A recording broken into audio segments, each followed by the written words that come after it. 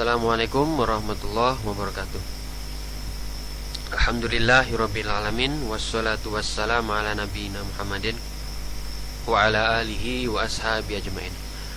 Segala puja dan puji syukur, terima kasih marilah kita ucapkan untuk Tuhan Yang Maha Esa, yang menciptakan segala makhluk dengan benar, dengan tujuan, dengan manfaat, bukan iseng, bukan kebetulan, dan menentukan segenap para makhluk rezeki dan ajalnya. Doa salawat beserta ucapan salam semoga Allah sampaikan kepada roh Nabi Muhammad beserta segenap roh para nabi dan utusan Tuhan sebelum beliau, yang mengajarkan kepada kita pengetahuan akan datangnya hari kebangkitan orang mati dan hari pembalasan perbuatan dengan keabadian taman-taman surga dan jurang-jurang api neraka. Saudara-saudara sekalian, para penuntut ilmu kesehatan dan ilmu kedokteran dimanapun Anda berada, di antara ayat-ayat tanda-tanda bukti nyata keberadaan Sang Pencipta adalah keajaiban penciptaan manusia itu sendiri. Hal yang menakjubkan dalam penciptaan manusia adalah manusia hidup diberikan perangkat hidup yang bernama sistem pencernaan. Dengan sistem pencernaan, manusia dapat menyalurkan, memenuhi insting survivalnya, tabiat dasarnya untuk survival, mempertahankan diri dengan memanfaatkan makhluk-makhluk di sekelilingnya untuk dimakan dan diminum. Dengan itu manusia dapat hidup untuk dapat menunaikan tugas mereka di dunia. Nikmat ini akan terus mereka dapatkan selama nikmat ini belum dicabut dengan sakit, dengan kelemahan, atau dengan kematian. Maka wajib kita sebagai makhluk ciptaan untuk mempergunakan nikmat ini sebaik-baiknya, sesuai dengan apa yang Dia kehendaki oleh manusia untuk dipergunakan sebagaimana mestinya. Para mahasiswa kesehatan dan kedokteran yang saya cintai, di antara serial video anatomi tubuh manusia, maka kali ini kita akan membahas tentang sistem digestif, sistem pencernaan secara umum, sebagai dasar ilmu bagi saudara-saudara untuk mendapatkan ilmu-ilmu tingkat lanjut berkaitan dengan pencegahan, perawatan, pemeliharaan, atau pengobatan gangguan-gangguan penyakit pada sistem pencernaan.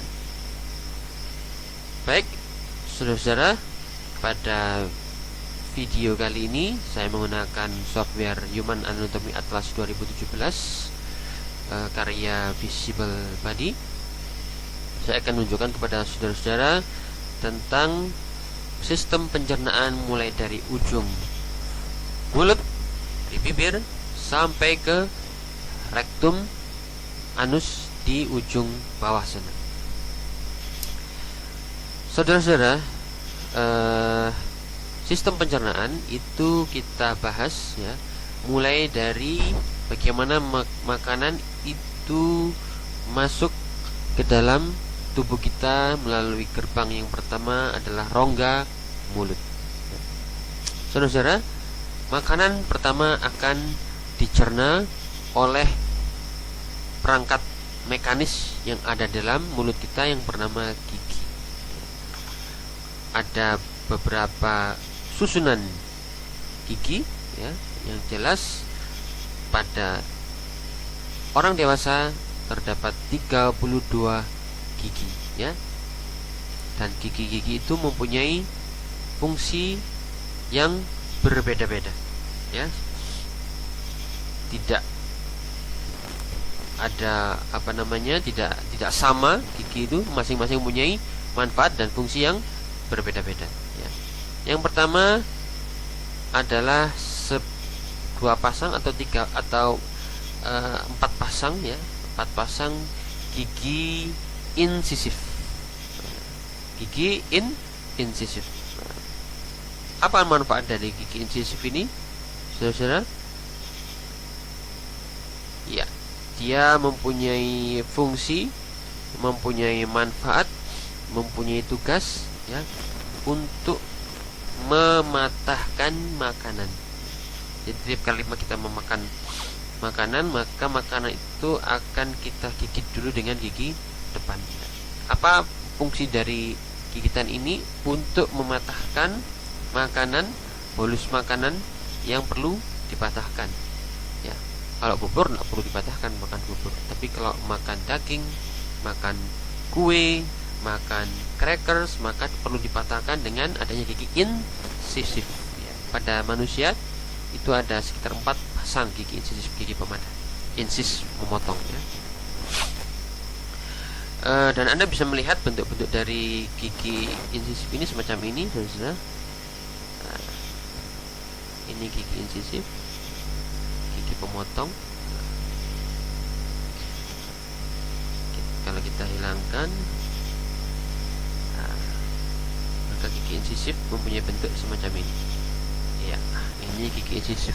Dia mempunyai tugas untuk memotong atau menggunting mungkin ya. Bukan menggunting, memotong.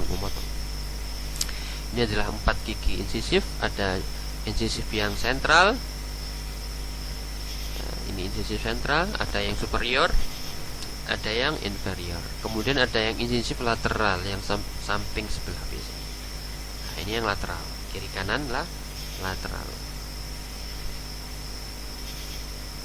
Kemudian setelah itu saudara, selain gigi depan ini mempunyai fungsi untuk memotong makanan, tidak lupa kita juga diberi perangkat berupa gigi taring atau yang kita sebut sebagai kanin, kaninus ya. Ada sekitar 2 pasang, kiri dan kanan, kanin. Namanya juga kanin. Kanin ini ada binatang kaninus, ini pengoyak ya, taring-taring. Sebagaimana taring, Anda pernah melihat taring hewan, taring harimau atau taring buaya, dia mempunyai taring. Taring ular, dia mempunyai taring. Apa fungsi dari taring ini? Pada manusia maupun pada hewan-hewan mamalia berfungsi untuk mengoyak. Ya, mengoyak.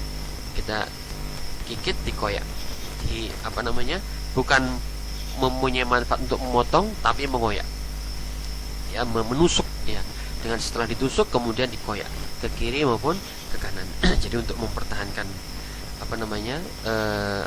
untuk memperkuat gigitan itu diperlukan gigi pengoyak. Dengan koyakan mereka bisa menghancurkan makanan, merobek makanan. Nah, ini adalah tugas dari gigi kaninus yang sifatnya tajam seperti pisau ya. Bukan tajam, tapi iya betul, tajam ya. Runcing lebih tepatnya, runcing. Ada 2 pasang dari gigi incisif. Kemudian saudara-saudara, setelah ada gigi incisif, kemudian kita bisa melihat ada sekitar 5 pasang di kiri dan 5 pasang di kanan gigi geraham ya. Hanya saja dalam pembahasan ilmu anatomi anatomi mulut, geraham ini terbagi menjadi 2 jenis ya. Ada jenis geraham depan ya, dan yang ketiga terakhir geraham belakang ya, yang kita sebut sebagai, kalau depan ini premolar ya. Premolar. Ada premolar anterior atau yang pertama molar 1, premolar 1, premolar 2 ya. Ada 2 premolar, kemudian ada 3 gigi geraham atau molar. Ada molar 1, molar 2, dan molar 3 atau molar atau gigi geraham bungsu ya. Anda bisa melihat saudara-saudara, geraham ini mempunyai fungsi untuk mengunyah ya. Untuk mengunyah ya. Kita bisa melihat strukturnya, bagaimana struktur gigi ini betul-betul diciptakan dalam rangka untuk menggerus ya, mengunyah, menghancurkan secara lebih lembut makanan bolus yang masuk dari gigi incisif ya. Gigi incisif mematahkan, gigi kanin memotong, mengoyak, kemudian digerus dengan gigi molar maupun premolar. Ya, Anda bisa melihat di sini semakin ke belakang itu semakin dalam, semakin komplit permukaan gerusnya. Jadi ada premolar 1, premolar 2, molar 1, molar 2, molar 3, superior atau inferior. Itu adalah pembahasan tentang secara singkat tentang anatomi dari gigi. Dan gigi-gigi ini saudara-saudara, kalau kita hilangkan lapisan gingiva ya. Gingivanya ini gingiva gusi ya. Kalau gingiva ini kita hilangkan gusi, maka akan tampak di sini akarnya. Di sini akar-akar yang tertanam di dalam tertanam di dalam mandibula atau maksila di atas sana. Ya. Gingiva tadi lapisan mukosa yang menjadi tempat perselubungan dari lapisan bawah dari gigi. Ini ada akarnya yang tertancap di dalam sana, tertancap dalam mandibula. Ya. Nah. Kemudian saudara, kita akan teruskan, kita membahas lebih dalam lagi tentang gigi. Setelah itu saudara, makanan akan digerus oleh geraham dengan bantuan ketika dia menggerus makanan, maka makanan ini dipertahankan tetap berada di dalam rongga mulut ya. Ketika dia digerus kiri kanan sini, kita tunjukkan sekali lagi. Ketika digerus ketika digerus oleh gigi-gigi geraham ini, maka makanan dipertahankan tetap berada di dalam rongga mulut dengan adanya bantuan otot bukalis ya. Jadi ada mukosa mulut ya, mukosa pipi di sana itu. Ketika kita memakan, mukosa pipi ini atau permukaan dalam dari pipi ini ya, itu mempunyai kelenturan ya, sehingga ketika makanan itu digigit oleh geraham, maka gigi ini maka makanan ini akan tumpah keluar ya, tumpah ke sisi lateral, ke sisi medial ya, masuk ke dalam rongga mulut maupun dia keluar dari permukaan atas dari gigi ya. Maka kemudian makanan ini dikembalikan lagi ke atas permukaan gigi oleh daya lentur, daya elastisitas dari mukosa mulut bukalis di sini. Ada bukal di sini, pipi di sini yang dipertahankan untuk tetap mengembalikan makanan ke atas permukaan gigi. Ya. Demikian juga dengan adanya alat yang kita anggap sebagai lidah atau lingua di sini, dia berusaha untuk mengarahkan makanan supaya tetap berada di atas permukaan gigi. Nah, begitu gigi diremas, digerus oleh gigi, maka makanan akan tumpah ke kiri, tumpah ke kanan atau ke dalam permukaan dari kafum lidah. Tapi dengan adanya lidah, maka makan dikembalikan lagi, dipertahankan tetap di atas permukaan gigi ya. Kemudian saudara, setelah itu makanan akan masuk ke dalam sistem saluran pencernaan ya. Di sini namanya makanan secara fisiologi, makanan di dalam mulut itu akan dicerna baik secara mekanis oleh gigi maupun ada secara kimiawi dengan adanya enzim-enzim semacam petialin yang berfungsi untuk memecah karbohidrat menjadi gula-gula yang lebih sederhana. Setelah itu dia akan ditelan oleh tubuh dengan cara menempelkan lidah. Saya tunjukkan di sini gambarnya. Saya hilangkan gusinya, gigi juga saya hilangkan, mandibula saya hilangkan.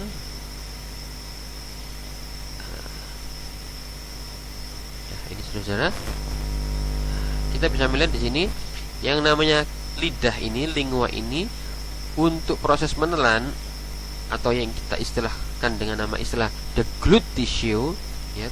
Glut itu lidah ya, de itu menghilangkan ya. deglutisio, yakni proses menelan dengan jalan menjadikan lidah ini sebagai titik tumpu untuk mendorong makanan, namanya deglutisio. Jadi caranya adalah dengan jalan menekan lidah ke langit-langit dulu.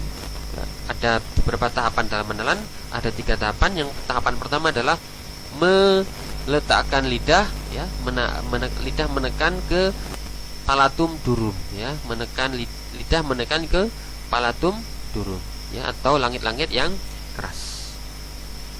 Dengan tekanan ini maka makanan akan terdorong ke belakang. Nah, dengan ini makanan akan terdorong ke belakang. Setelah itu makanan akan terdorong ke belakang, kemudian akan mendorong, ya, langit-langit palatum mole. Ya, palatum mole akan terangkat ke atas. Palatum mole itu langit-langit yang lunak yang sana. Jadi ada 2 langit-langit di sini, saudara. Ada palatum durum yang keras, ada palatum mole yang lunak. Yang di sana kita bisa mendapatkan uvula. Baik, saya hilangkan lidahnya ini. Nah, jadi ada 2 palatum durum yang keras, langit-langit keras, dan ada palatum mole yang lunak, ya. Saya hilangkan juga ini permukaan dari otot-ototnya ini, dan ini ada kelenjar lidah yang menghasilkan air ludah, ya. Ini ada kelenjar submandibularis, glandula sublingualis, maaf ini sublingualis. Kalau ini mandibularis. Nah, ini bisa. Nah, ini submandibularis, ini sublingualis, dan ini adalah parotis, ya. 3 besar dari kelenjar air ludah, ya. Kita hilangkan ini semua. Ini kita hilangkan. Kelenjar ludah ini juga kita hilangkan. Nah, yang namanya deglutisio ini dia akan dimulai dengan mengangkatnya lidah naik ke atas, yang pertama. Kemudian yang kedua, naiknya naiknya palatum mole di atas sana.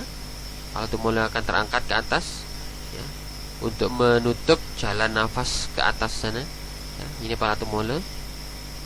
Mungkin gambarnya kurang kelihatan.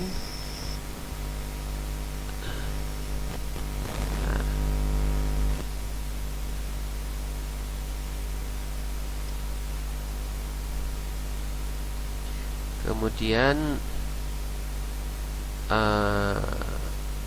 ini palatum mole, saya tunjukkan dulu gambarnya, saudara.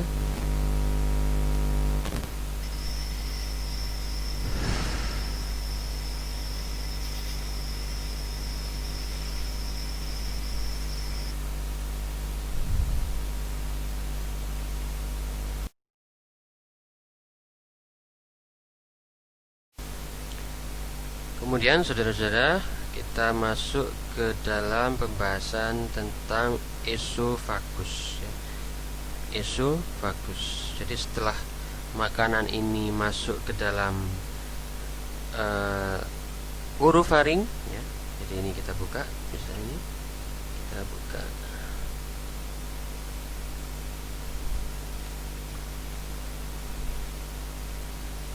Nah, kita bisa melihat di sini, saudara. Ini adalah orofaring. Kita melihat pemandangan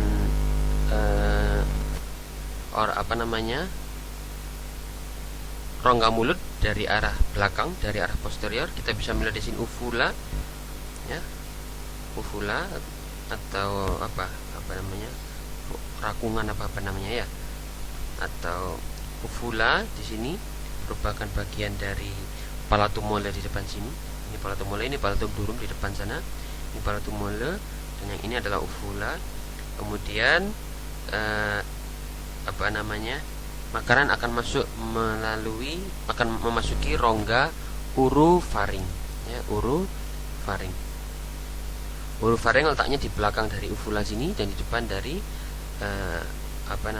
dinding faring posterior yang belakang sana, ya. Kemudian kita mundur lagi.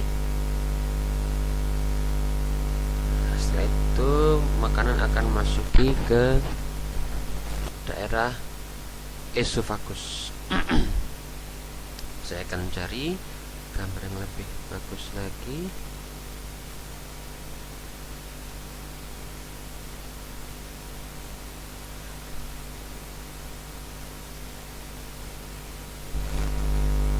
Ya, ini adalah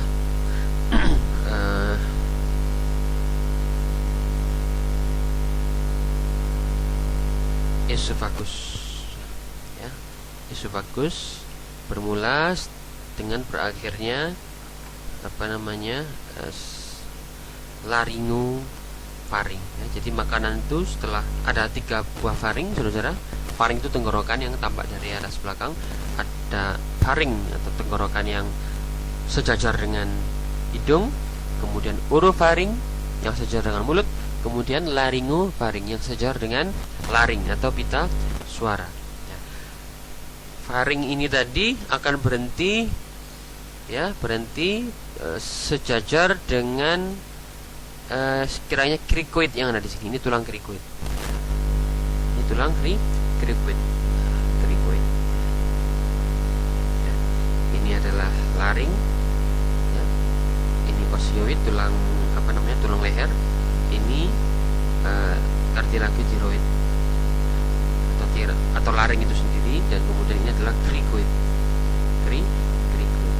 Ini jakun kalau dilihat dari depan, menjadi jakun pada belah laki.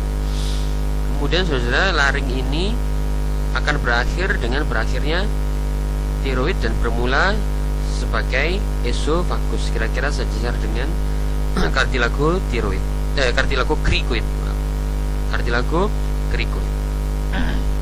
Cricoid cartilage. Kemudian saudara, esofagus ini mulai terjulur dari krikoid, setinggi krikoid sana sampai kira-kira menembus diafragma. Dia berada di dinding belakang dari rongga dada, rongga toraks. Ya. Kita bisa melihat sekitar dia melewati berapa vertebrae? 1, 2, 3, 4, 5, 6, 7, 8, 9, 10, 11, 12. Nah, setelah itu dia akan bermula di sini lumbal 1, ya, sekitar lumbal 1. Ada vertebrae lumbal ke 1, lumbal pertama, maka esofagus pun berakhir dan berganti, dan dia akan memasuki serat-serat dari gaster atau lambung. Ya. Ini adalah esofagus, ya, esofagus, dan ini gaster. Gaster atau lambung, ya, atau kita menyebutnya dalam bahasa Belanda maag. Ya, maag itu atau stomach, ya, dalam bahasa Inggris stomach itu mempunyai beberapa lapisan otot, dan dia mempunyai fungsi, salah satunya dia mempunyai fungsi reservoir, ya, reservoir untuk menampung makanan yang masuk ke dalam perut. Dia akan ditampung dulu di dalam lambung untuk nanti kemudian dia akan memasuki usus halus, usus 12 jari secara gradual, secara perlahan-lahan. Ya, jadi makanan yang kita makan itu tidak langsung masuk ke dalam usus secara keseluruhan, tapi ditampung dulu di dalam lambung di sini. Ya. Dan lambung, saudara-saudara, dia di dalamnya mempunyai lipatan-lipatan plika gastrika namanya, atau gaster. Plika gastrika atau plika itu lipatan-lipatan, gastrika itu lambung. Plika gastrika. Kita bisa melihat di sini sebagian dari permukaan plika gastrika. Mengapa dia berlipat-lipat? Karena dia didesain untuk menampung makanan sesuai dengan kapasitasnya. Ya. Begitu kapasitas maksimal tercapai, maka plikanya pun hilang. Ya, jadi lipatannya pun menjadi hilang begitu lambungnya membesar. Dan di sini di antara plika-plika ini lambung menghasilkan enzim-enzim yang berfungsi untuk menghancurkan makanan secara kimiawi. Sekali lagi, kalau di atas tadi ada petialin, kalau di bawah lebih macam-macam lagi. Tapi yang terpenting adalah lambung mempunyai fungsi sekresi HCl, asam lambung. Asam HCl Anda tahu dia merupakan asam yang sangat keras yang akan menurunkan pH secara drastis, sehingga dengan adanya pH yang sangat asam ini, sangat rendah ini, pH yang bisa sampai mencapai angka 2, angka 3, itu akan membunuh kuman bakteri yang masuk melalui saluran cerna. Ya, itu akan mati dengan adanya suasana asam. Ya. Kecuali beberapa bakteri-bakteri memang menyukai asam. Ya, bakteri yang menyukai asam seperti Acidophilus ya, atau Lactobacillus yang merupakan bakteri-bakteri yang baik bermanfaat untuk usus, itu dia akan standby di dalam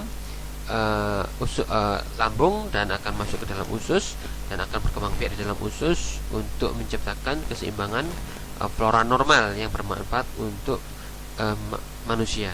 Sementara kebanyakan dari bakteri-bakteri penyakit, bakteri-bakteri patogen, dia tidak tahan dengan suasana asam. Kemudian kita bisa melihat di sini adalah beberapa lapis lapisan lambung, ya.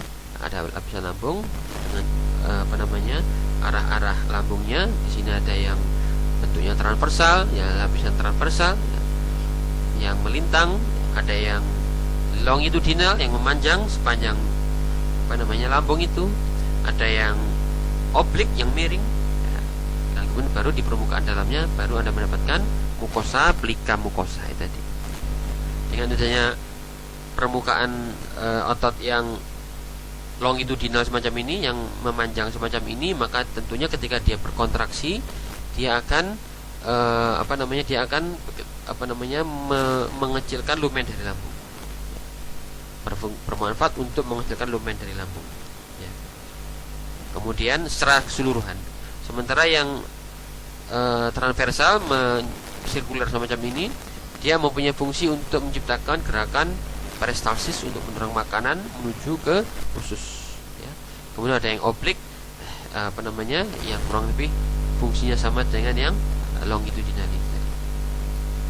Lambung mempunyai beberapa bagian. Ada yang bagian atas di sini yang kita sebut sebagai kardia. Ya, ketika kalau kita buka di sini lapisan ototnya, kalau kita buka di sini maka akan tampak di sini lambung bagian atas. Lambung bagian atas ini kebanyakan terisi oleh udara, ya, karena udara naik ke atas. Ya. Sementara air dan makanan akan jatuh ke bawah.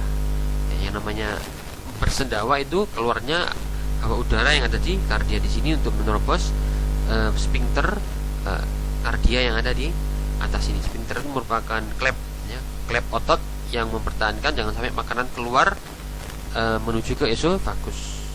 Karena kalau klep ini tidak ada bocor, maka asam lambung akan membanjiri esofagus, terutama pada saat malam hari ketika Anda berpah. Maka ini akan membahayakan esofagus, karena esofagus tidak didesain untuk menerima asam HCl, sehingga akan menghasilkan iritasi, rasa terbakar di dalam dada kalau terjadi adanya bocornya reflux dari asam lambung, ya, reflux. Ya.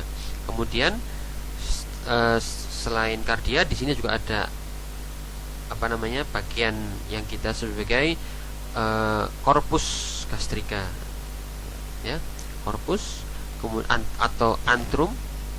Kalau di sini antrum, ya, ini antrum, ya, ini antrumnya. Dia akan memasuki bagian duodenum. Ketika dia akan memasuki duodenum, kita sebut sebagai pylorus, ya, pylorus, ya. Jadi ada beberapa bagian, ada kardia, ada fundus, ada antrum, kemudian ada pylorus. Ya, di sini pylorus, ya, pylorus. Jadi ada sekitar 4 segmen dari lambung. Kemudian setelah memasuki pylorus, di sini ada sphincter pylorus di sana, untuk mempertahankan, untuk mencegah jangan sampai makanan yang ada di duodenum ini kembali reflux ke dalam lambung. Ya. Tapi fungsi utamanya adalah dia mempertahankan maksudnya bolus makanan secara periodik menuju ke duodenum. Ya. Di dalam duodenum ini sendiri, saudara, Anda bisa melihat duodenum atau yang kita lebih akrab dengan sebutan usus 12 jari, ya, usus 12 jari.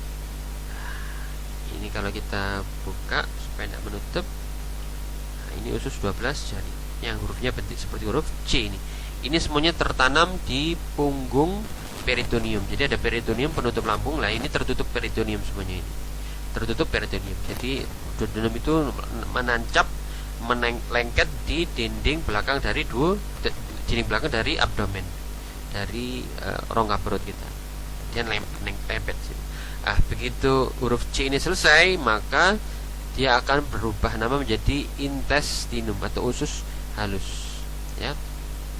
Usus halus. Dan usus halus ini, intestinum ini, terutama intestinum tenue, usus halus, itu sifatnya mobile, ya, mobile. Nah, karena dia dibungkus oleh peritoneum secara bebas, dibungkus oleh peritoneum. Sementara kalau duodenum dia ditempeli oleh peritoneum sehingga dia lebih lengket ke dinding belakang, tidak bisa bergerak kemana-mana karena ditempel pakai selotip, namanya selotip peritoneum. Sementara yang namanya intestinum ini itu dia dibungkus secara secara individual sehingga dia lebih mobile, dia bisa bergerak ke sana kemari, ya. Sama-sama dibungkus, hanya saja kalau yang duodenum dibungkus secara retroperitoneum. Apa itu retro, cari sendiri. Sementara yang intestinum itu dibungkus secara intraperitoneum. Apa itu intraperitoneum? Anda cari sendiri, ya. Kemudian pencernaan akan memasuki rongga intestinum tenue atau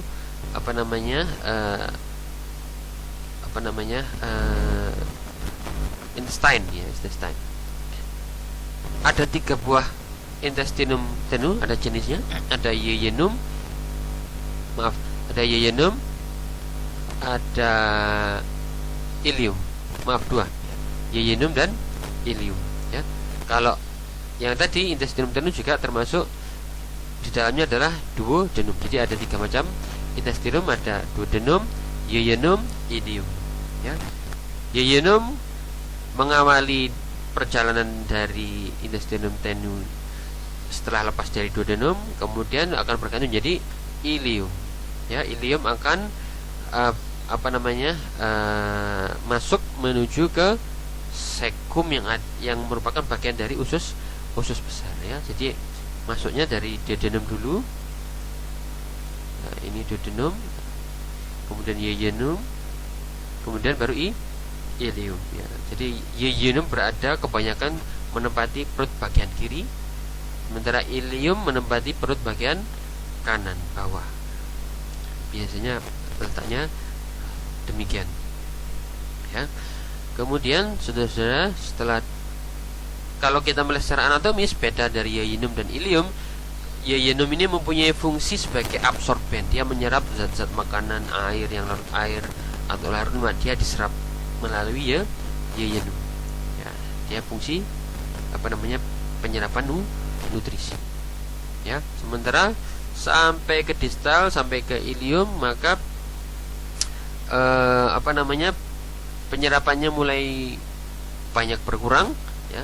Akan tapi di sini sudah mulai banyak pertumbuhan bakteri, ya. Karena itu di dalam ileum Anda akan mendapati banyak sekali pair of patch atau jaringan limfonodi yang bertugas untuk membunuh kuman bakteri-bakteri yang berbahaya yang tumbuh di bolus makanan itu.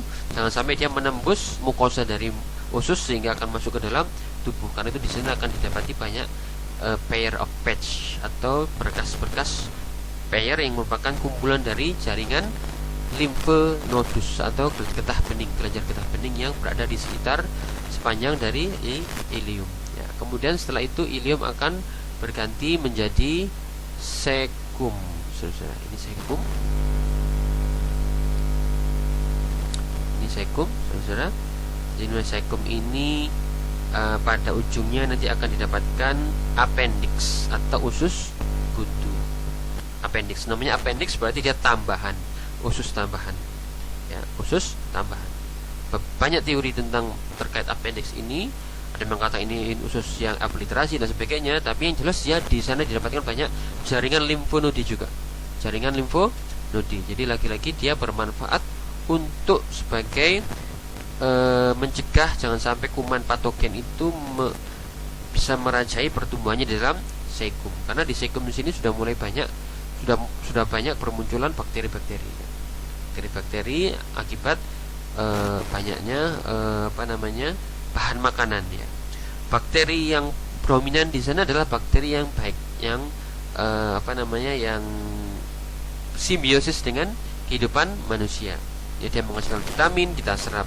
Sementara kita makan makanan kita akan dicerna oleh lebih dalam lagi oleh bakteri itu. Bakteri itu kemudian menghasilkan asam amino dan sebagainya, kita serap lagi, yang akan menghasilkan protein-protein yang asam amino yang esensial yang dihasilkan oleh tubuh itu sendiri, ya, oleh adanya bakteri. Kemudian di sini adalah sekum. Sekum ini merupakan tempat reservoir lagi-lagi untuk kemudian dia akan memasuki usus besar atau kolon. Ya. Di sini makanan akan mendapatkan absorpsi lagi yang lebih lagi untuk diserap lagi kadar airnya supaya bagus untuk dikeluarkan nanti. Di sini ada sekum, kemudian saya munculkan sekali lagi gambarannya.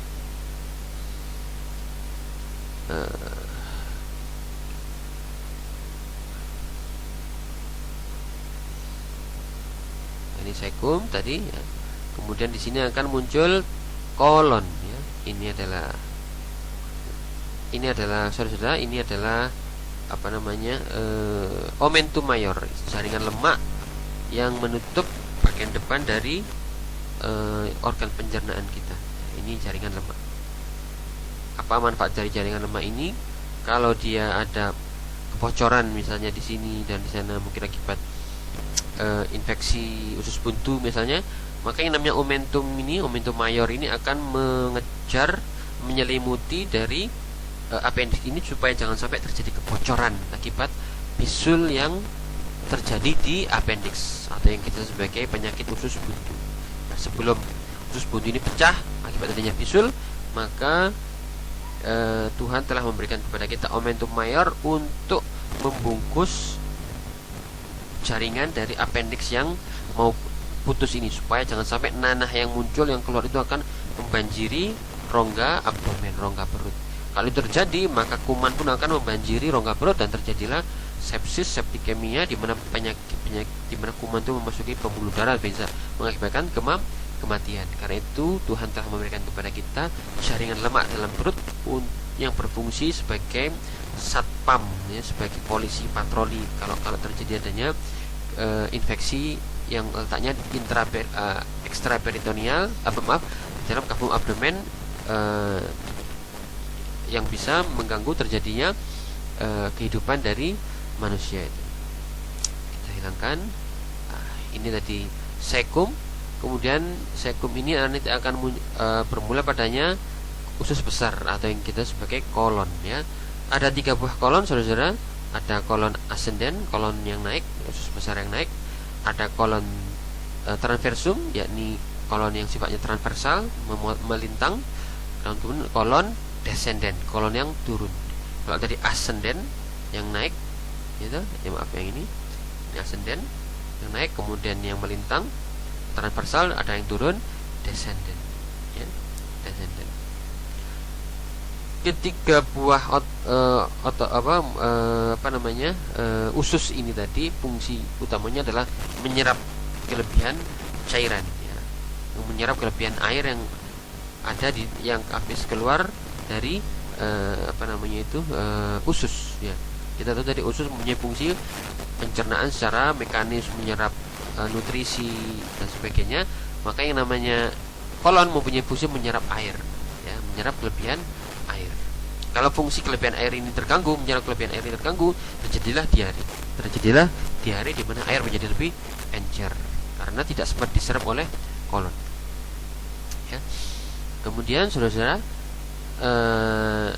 setelah kolon descendant berakhir, maka dia akan memasuki bagian usus yang bernama sigmoid, kolon sigmoid. Apa itu kolon sigmoid? Namanya sigmoid, bentuknya seperti huruf S, kolon sigmoid. Dia bentuknya huruf S, dia akan memutar untuk kemudian memasuki rongga pelvis dan berakhir sebagai rektum. Nah, ini rektum. Di sini rektum akan menjadikan ketika masukkan makanan sudah mempunyai konsistensi yang tepat dengan kadar air yang tepat, maka fekal atau bahan sisa-sisa makanan akan memasuki rektum. Dan ketika bahan-bahan fekal ini sudah masuk ke rektum, maka muncullah sensasi ingin buang air besar atau sensasi defekasi, muncul keinginan untuk buang air besar. Ya. Ternyata mungkin seseorang itu tidak cukup pede ya untuk mengeluarkan defekasinya di tempat itu, mungkin sedang kuliah, mungkin di tengah pasar, mungkin di tengah mall, maka feses yang ada ini kemudian akan kembali lagi ke sigmoid. Karena sigmoid sifatnya absorpsi, maka diserap lagi oleh sigmoid ya. Seberapapun itu akan diserap lagi cairan airnya. Muncul defekasi lagi, keinginan untuk defekasi turun lagi, tidak dikeluarkan lagi, diserap lagi. Jika sedemikian rupa, maka terjadilah nanti kotoran itu akan mengeras karena sedikitnya kadar air, dan ini akan menjadikan feses yang ditunda-tunda itu akan menghasilkan feses yang patologis, di mana dia akan membatu. Nah, kalau sudah membatu susah sekali untuk dikeluarkan, karena feses yang baik itu konsistensinya harus lunak, tidak terlalu lunak atau cair, atau tidak terlalu keras atau batu, atau yang kita sebut sebagai fekalit, batu feses, batu kotoran. Nah, ini karena itu saudara, begitu terjadi muncul sensasi itu harus sebagai seorang tenaga kesehatan untuk segera dikeluarkan, atau Anda ajarkan kepada masyarakat tidak boleh menahan buang air besar, ini tidak diperbolehkan. Anda akan menjadikan fekalit ya, dan ini kalau pada orang tua fekalit ini sangat mengganggu. Kalau pada orang masih muda mungkin karena kekuatan ototnya dia masih bisa mengejan, melakukan manuver-manuver falsafah, dia bisa mengejar, bisa keluar walaupun dia batu-batu. Tapi pada orang tua yang ototnya sudah lemah, otot perutnya sudah lemah, untuk mengejar pun dia akan susah, sehingga sering terjadi fekalit ini tidak bisa dikeluarkan kecuali dengan cara disemprotkan dengan cairan osmotik, isoosmotik melalui anus, disemprotkan ke dalam rektum, kemudian atau dikasih sabun terkadang-kala supaya licin baru bisa keluar, atau disedot biasanya kalau di UGD melihat orang tua yang tidak bisa buang air besar itu. Karena itu saudara, selalu saja harus kita edukasi masyarakat untuk tidak menahan buang air besar ya. Jadi ini adalah rektum saudara. Kemudian setelah rektum selesai, maka akan berhenti sebagai anus ya. Dan ini kita bisa melihat di sini ada sphincter ya, ada yang melingkar di sini adalah sphincter atau klepnya. Baik saudara, mungkin itu dulu yang bisa saya berikan untuk materi kuliah pada sistem digestif ini, dan akan kita lanjutkan pada kesempatan yang akan datang dengan kuliah tentang endokrin. Subhanakallahumma rabbana wa bihamdika asyhadu an la ilaha illa anta astaghfiruka wa atubu ilaik. Shallallahu ala nabiyyina Muhammad wa ala alihi wa sahbihi ajmain. Alhamdulillahirabbil alamin. Wassalamualaikum warahmatullahi wabarakatuh.